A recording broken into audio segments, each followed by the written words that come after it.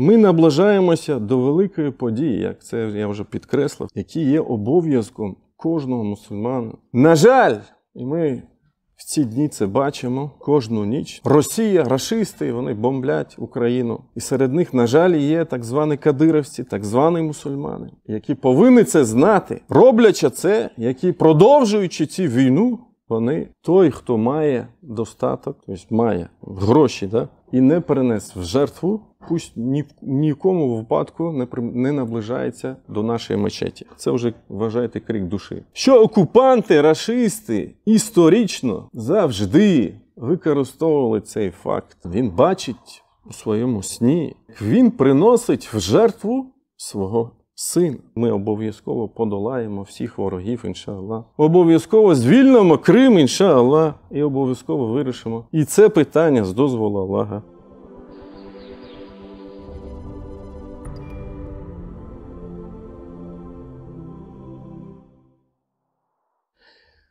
Дорогі віруючі, хвала Аллаху, хвала Всевишньому, який повів нас прямим шляхом. А якби не він, то ми б ніколи не встали на цей прямий шлях. Ми б ніколи не отримали цю хідаю, аль-гідая. Саме велике благо для людини в цьому світі, в цій дунії, є іслам, є іман, це віра. І ця віра насправді в змозі підняти людину на великий ступень. Зробити її, цю людину в своїй покірності краще, ніж ангелів, які ніколи не грішать Всевишнім. І ця віра, вона вимагає від людини готовність проявляти старанність та жертвувати на його шляху. Жертвувати. Працювати. А тих, як то каже Аллах Субхану ва Тааля, «Валлазіна джахаду фіна ланахдіянна субулахум». А тих, які ведуть боротьбу заради нас, ми неодмінно поведемо нашими шляхами. Воістину Аллах із тими, які роблять добро.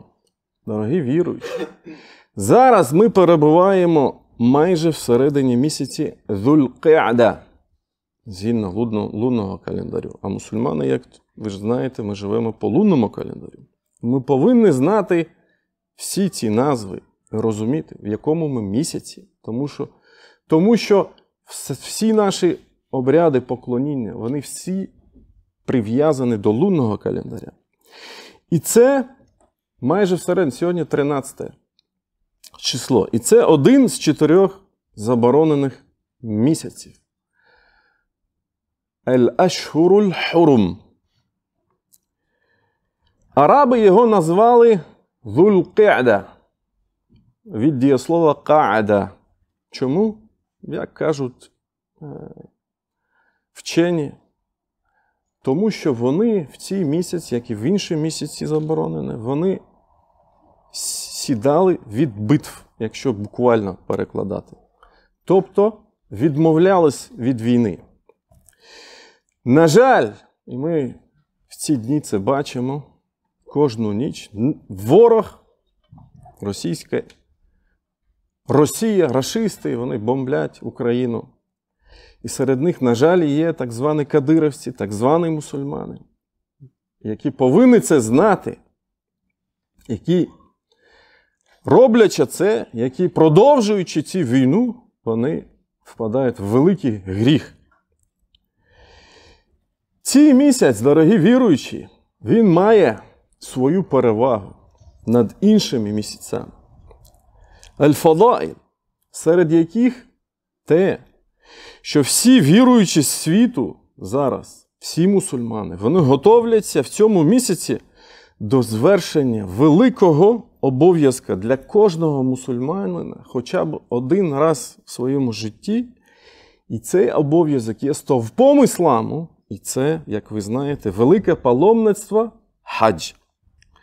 Саме в цей місяць багато хто з них вирушають в дорогу з мусульман саме ці місяці приймають іграм і звершують спочатку умру, мале паломництво, а потім вже хадж. І саме тому Аллах Субхану ва Тааля каже: «Аль-хаджу ашхуру ма'лумат». Хадж у відомі місяці. І як відомо, саме посланник Аллаха, посланець Аллаха, пророк, саллаллаху алейхі вассалям, зробив всі свої умри, а він в своєму житті зробив 4 умри.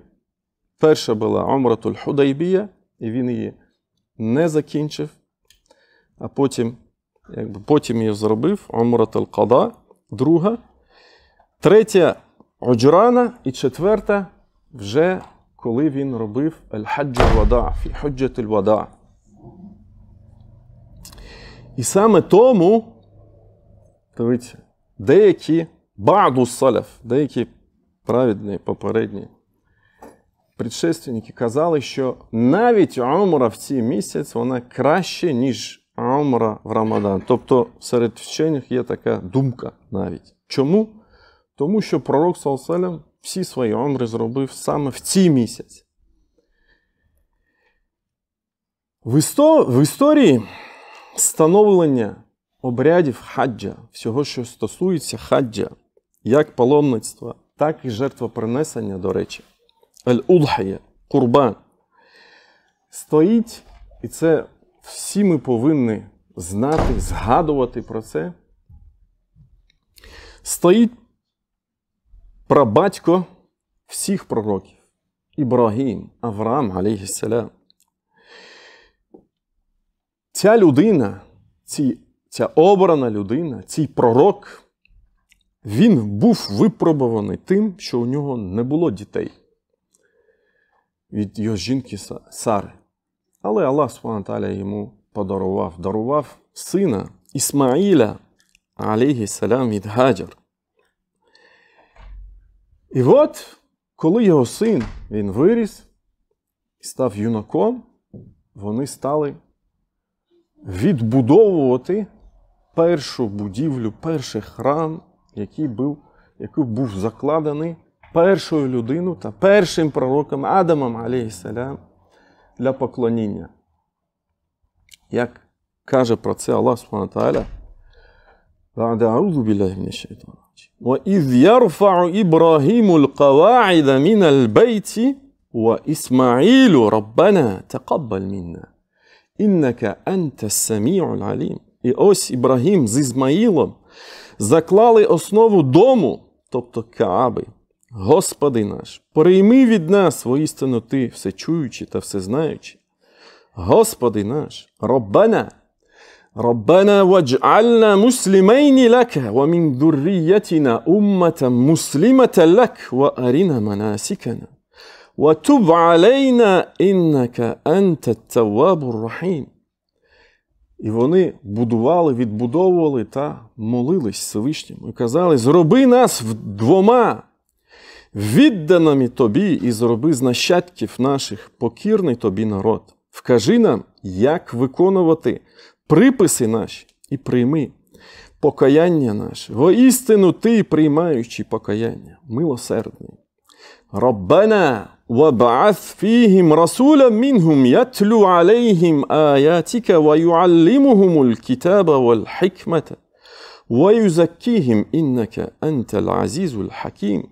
Господи наш, відійшли посланця нащадкам нашим, який, тобто пророка Мухаммада, саллаллаху алейхі ва саллям, який прийшов потім, який прочитає їм знамення Твої, навчить їх писання та мудрості, очистить їх, воістину Ти великий, мудрий. وَمَنْ يَرْغَبُ عَنْ مِلَّةِ إِبْرَاهِيمَ إِلَّا مَنْ سَفِهَ نَفْسَهُ وَلَقَدِ اصْطَفَيْنَاهُ فِي الدُّنْيَا وَإِنَّهُ فِي الْآخِرَةِ لَمِنَ الصَّالِحِينَ. І далі Всевишній каже: хто ж відвертається від релігії Ібрагіма, окрім легковажного невігласа? Ми обрали Ібрагіма у земному житті, а у житті наступному він буде разом із праведниками. «Із қала лаху раббуху аслім, қала асламту лі раббіл аламін». Коли Господь сказав йому, наказав йому, будь покірним мені, той відповів, я став покірним Господу світів. І отсюда й пішла назва останньої релігії в вузькому значенні цього смисла іслам. І вони відбудували цей храм на фундаменті, як вже підкреслив, закладеним ще праотцем всього людства, Адамом, алейхіссалям, та пророком. І ось цей пророк Ібрагім, алейхіссалям, він бачить у своєму сні, як він приносить в жертву свого сина. І ця історія, вона детально описана безпосередньо в самому Курані. А якщо це є, значить в цьому є великі для нас уроки. وَقَالَ إِنِّي ذَاهِبٌ إِلَى رَبِّي سَيَهْدِينِ. Він сказав, Ібрагім сказав, після того, як він закликав свій народ, свого батька, який не увірував, до віри в єдинобожжя, воно його відверли, відмовили йому. Він пішов і він сказав, я йду до Господа світів, який вкаже мені прямий шлях. Роббі габлі мінас-саліхін. І от він зробив дуа. Господи, даруй мені праведних нащадків. Фабашарнаху бігулямін халім. Ми сповістили йому добру звістку про смиренного хлопчика. فلما بلغ معه السعي قال يا بني إني أرى في المنام أني أذبحك فانظر ماذا ترى قال يا أبت افعل ما تؤمر ستجدني إن شاء الله من الصابرين. Коли він досягнув віку, щоб разом із ним докладати зусиль, тобто став юнаком, тільки-тільки, той сказав, сину мій, я бачив у вісні, що приношу тебе в жертву. Що ти думаєш про це? Син відповів, батько мій, роби те, що тобі наказано. Якщо побажає Аллах, ти побачиш, що я буду одним із терплячих. А як відомо, сон пророка – це одкровення. «Фалямма аслама ваталлаху ліль-джабін». І коли вони обидва підкорилися, бо це великий іспит, як і для батька, так і для сина. І він поклав його на бік, фадайнаху, ванадайнаху ейя Ібрагім. Ми звернулися до нього, о Ібрагіма. Қад саддакта ру'я, інна кадаліка наджзі мухсинін. Ти вже підтвердив сон. Воістину так ми винагороджуємо праведників. Інна газа лаху аль-бала'уль мубін. Аллах про це каже так. Воістину це справжнє випробовування. Вафадайнаху бізибхін азим. Ми викупили його великою жертвою. Аллах субхану ва тааля в цей момент так сталося, щоб з'явилися два великих худоби, барана, які були зарізані Ібрагімом, принесені в жертву. وَتَرَكْنَا عَلَيْهِ فِي الْآخِرِينَ. А наступним поколінням ми залишили добру згадку про нього. Саламун аля Ібрагім. Мир Ібрагіму і так далі. Кадаліка наджзі мухсинін. Як ми винагороджуємо праведників. Це сура 37, аяти 99 по 110 аяти. Ця історія описана так. І насправді в цій великій історії нагадування, щорічне нагадування. І щороку ми кожного разу повторюємо цю історію про необхідність віруючої людини в жертовності, в його готовності пожертвувати задля досягнення духовного росту, задля підвищення завжди іману. І в цьому велика мудрість. Як сталь гартується за допомогою вогню, так і людина, вона гартується через випробування, через біль, страждання. Причому кожної людині Аллах субхану ва тааля дає такий іспит, таке випробування, які він зможе винести. Ля юкаллифу Аллаху нафсан ілля вус'аха. Причому всьому Аллах Субхану ва Тааля завжди дає таке випробування, такий біль кожної людини в залежності від його сили віри. І, як відомо, посланець Аллаха, саллаллаху алейхи ва саллям, він коли страждав, то у нього був біль вдвічі, ніж біль простої іншої людини. І про це питали сподвижники посланця Аллаха, саллаллаху алейхи ва саллям, і це є відомий хадіс із цього приводу. І тому посланець Аллаха, саллаллаху алейхи ва саллям, сказав: «Ашадду насі балаан аль-анбія». Більш всього, сильніш за всього, проходять через випробування пророки. «Thumma саліхун», а після цього праведники. «Thumma al-амthal фал-амthal». І після цього ті, хто більш всього слідують вірному шляху. «Юбталя раджулу аля хасбі дінігі». Кожен чоловік, він проходить випробування, іспит залежності від його релігії, віри. «Фаін кяна фі дінігі сулбан», і якщо його релігія, віра, вона кріпка, міцна, «іштадда бігі баля'у», то його випробування росте, зростає.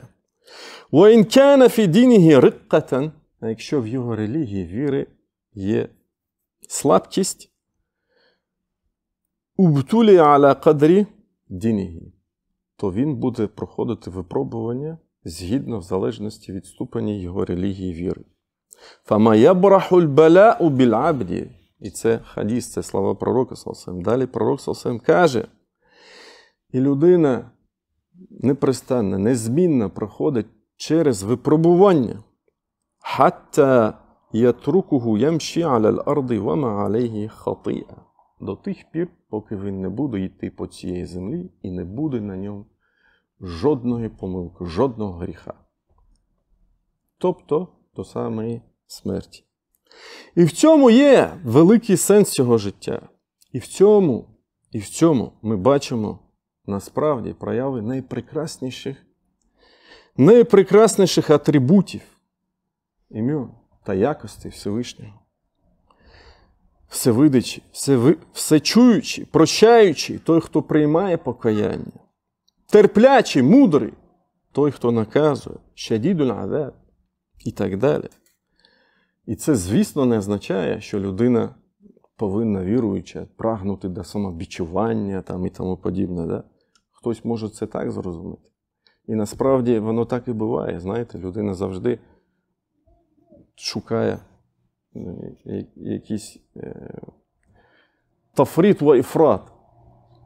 Крайнощі. Ні. В жодному разі ні.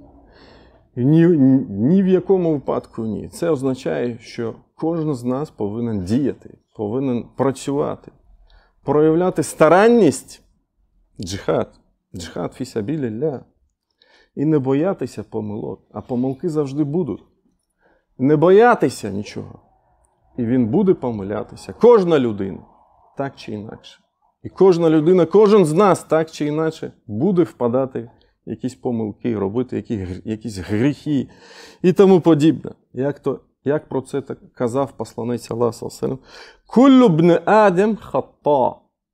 Кожний син Адама, він робить помилки, грішить. «Ва хайруль хаттаїна ат-таввабун». Але найкраще з тих, хто робить помилки, ті, хто приносять покаяння. В день джума є такий момент, коли Аллах Субхану ва Тааля приймає наші молитви, наші дуа. Я прошу Всевишнього, щоб ми застали цей момент. Фастагфіруллах лі ва лакум. Воістину вся хвала, вся слава належить тільки одному Аллаху. Того, кого Аллах наставить на прямий шлях, ніхто вже не зіб'є з цього шляху, ніхто не введе в оману. Того, кого Аллах поведе на істинний шлях, кого Аллах зіб'є з цього шляху, вже ніхто не поведе цим прямим шляхом. І я свідчу, що немає іншого Бога, крім одного Аллаха. Я свідчу, що його посланець Мухаммад, саллаллаху алейхи ва саллям. Отже, дорогі віруючі, ми наближаємося до великої події, як це я вже підкреслив, хаджа, який є стовпом ісламу, який є обов'язком кожного мусульмана хоча б один раз в житті зробити цей обов'язок. На жаль, в нашій країні до сих пір існує монополія на цю послугу, в якій є нужденність, я завжди казав, 2 мільйона, але як мінімум більше 1 мільйона осіб потребують цієї послуги. На жаль, ціна на цю послугу, якщо ми кажемо про реалії сучасності, реалії наші, безпосередньо України, дуже завишена за цієї ж причини, за причини монополії. З різних причин. Про це ви можете міркувати окремо. Тішить в цієї історії лише одно. Те, що на нас немає гріха. Бо Аллах Субхану ва Тааля каже цього приводу: وَلِلَّهِ عَلَى النَّاسِ حِجُّ الْبَيْتِ مَنِ اسْتَطَاعَ إِلَيْهِ سَبِيلًا. Це в сурі Амран, Аллах Субхану ва Тааля про це каже так. Люди зобов'язані перед Аллахом здійснювати хадж у дім, хто буде спроможний на це. А якщо хто не вірує, і так далі по контексту. Тобто спроможність. На жаль, в цих умовах, особливо в умовах війни, в умовах монополії, яка встановлена, завищена ціна. В цьому році з відкритих джерел $7,5 тисяч ціна встановлена. Це для українців, для громадян України. Це те, що відкритих джерел ми бачимо. Це немає спроможності, тобто немає на нас, іншаллах, гріха. Бо ми не спроможні. Однак засмучує інше. Засмучує це те, що, це вже вважайте крик душі, що окупанти, рашисти історично завжди використовували цей факт. Факт релігійний, фактор хаджу. І про це пишуть в історії. Я завжди кажу, історія циклічна, і вона повторюється після першої окупації Криму в 1783 році. Так було, про це пишуть в історії кримських татар, наприклад, Возгрін, коли маніпулювали видачими паспортами. Тоді не давали, а зараз пихають, щоб навпаки їхали в хадж з російськими паспортами. І так далі. А в нашій країні тільки починають розуміти це питання. Ну, нічого. Я завжди кажу, ми обов'язково подолаємо всіх ворогів, іншаллах. Обов'язково звільнимо Крим, іншаллах, і обов'язково вирішимо і це питання з дозволу Аллаха, іншаллах. Отже, кожен мусульман, якому Аллах дарував можливість звершити хадж, в кінці, з точки зору релігійної, він що робить? Він приносить жертвопринесення. Це для нього обов'язок, бо він таким чином виходить зі стану іхрама. А ті, хто не можуть зробити хадж, залишаються вдома, вони також приносять в жертву худобу. Ось, роблять курбан, да? Ріжуть скотину. І це є також великою доброю справою. І деякі вчені навіть казали, що це ваджіб. Ваджіб. І це бачення, наприклад, Абу Ханіфі. І як передають це навіть в одній з рівая версій, це бачення імама Ахмада, рахімахуллах. І вони, ті, хто так вважали, вони спиралися на слова посланця Аллаха, саллаллаху алейхи ва саллям, де він казав: «Ман ваджада са'атан ва лам юдаххі фала яқрубанна мусаллана». Той, хто має достаток, тобто має гроші, да, і не принес в жертву, фала яқрубанна мусаллана. Пусть ні в кому випадку не наближається до нашої мечеті. Ось такий хадіс є. Але більшість вчених, і Аллаху Та'аля алям, це раджих, що це сунна муаккада. Що дуже-дуже поощряємий поступок. Сунна муаккада.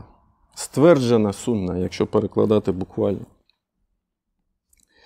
Ну, а скільки ми живемо в умовах війни, особливо коли багато з людей потребують в допомозі, особливо в прифронтових зонах, я вважаю, що кожен з нас, якщо дійсно має можливість, повинен це зробити, іншаллах. І навіть у нас же є ще інший досвід, що ми можемо з цього м'яса зробити консерви, відправляти для воїнів, які боронять нашу країну від ворога. وصل اللهم على نبينا محمد وعلى آله وصحبه أجمعين. Про ахкамуль удхія, то хукми, все, що стосується курбана, іншаллах, ми поговоримо. Буде в нас ще нагода до курбана, ще є час, поговоримо на наступних, іншаллах, джума. وصل اللهم على نبينا محمد وعلى آله وصحبه أجمعين وإني داع فأمنوا.